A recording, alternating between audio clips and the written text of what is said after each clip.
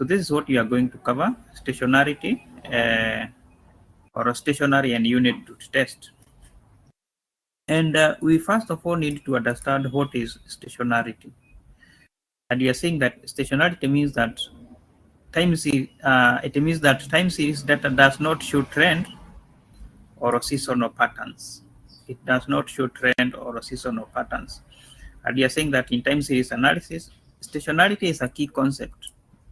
It is a key concept. It's a critical concept when you are carrying out time series analysis. And when you talk about time series analysis, we mean that we are looking at the data that is collected over time.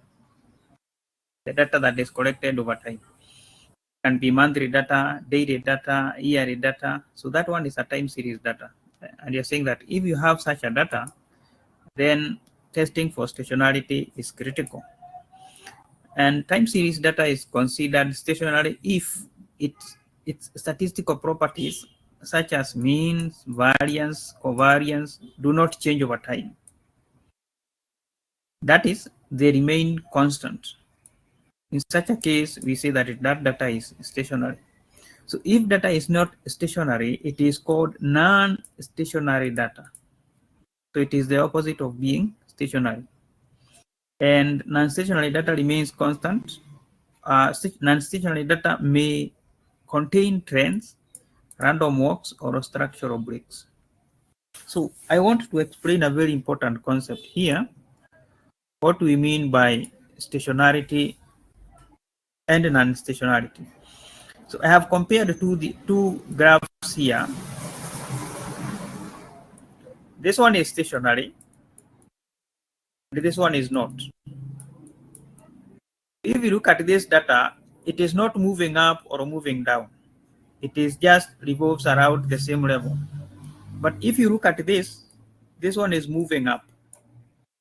The trend is upward. Because it have a trend, we say that it is not stationary. But this one is not moving up or down. And we say that it is not stationary. We can have another data which is moving downwards. So the trend here is downward. So that data we say it is not stationary. So we have to test data and see, is this data stationary or not? So whenever we are carrying out the analysis, we have to make sure that the data is not is stationary. So if it is not stationary, we have to do some modification of that data. That one is a very important concept. Whenever that data has a trend, either it is moving downward or moving upward, then we say that that data is not stationary. It has a trend. And you're saying that